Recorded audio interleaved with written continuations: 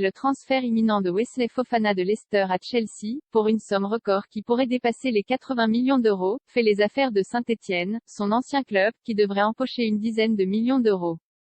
Dans le Forêt, l'annonce par RMC Sport, d'un accord entre Leicester et Chelsea pour une vente de Wesley Fofana, vendredi soir, a dû être accueillie en se frottant les mains. Précédent club du défenseur français, Saint-Étienne doit en effet toucher une partie de la somme investie dans le transfert. Si celui-ci atteint bien les montants records énoncés dans certains médias, il pourrait aussi empocher un joli pactole.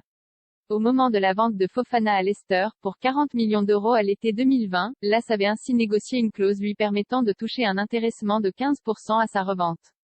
Si Chelsea casse la tirelire et dépense 80 millions pour s'acheter les services du Français, les Verts empocheront donc 12 millions d'euros.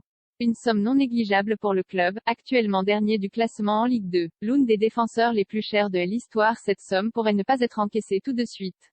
En cas de signature pour plus de 80 millions d'euros, comme cela a été avancé par plusieurs médias, Fofana rentrerait dans l'histoire comme l'un des défenseurs les plus chers de l'histoire. Selon les modalités du contrat et de ses bonus, il pourrait même dépasser Harry Maguire, recruté pour 90 millions d'euros par Manchester United en 2019. Déjà en provenance de Leicester, Fofana poussait depuis plusieurs semaines pour rejoindre Chelsea et avait même été mis à l'écart par son entraîneur, Brendan Rodgers. Si la direction de Leicester a longtemps assuré que le central de 21 ans n'était pas à vendre, elle a fini par avoir sa position face à l'offre des Blues. Gêné par une fracture du péroné tout au long de la saison dernière, l'ancien Stéphanois avait réussi une très belle fin de saison 2021 à 2022, suffisante pour convaincre le club londonien.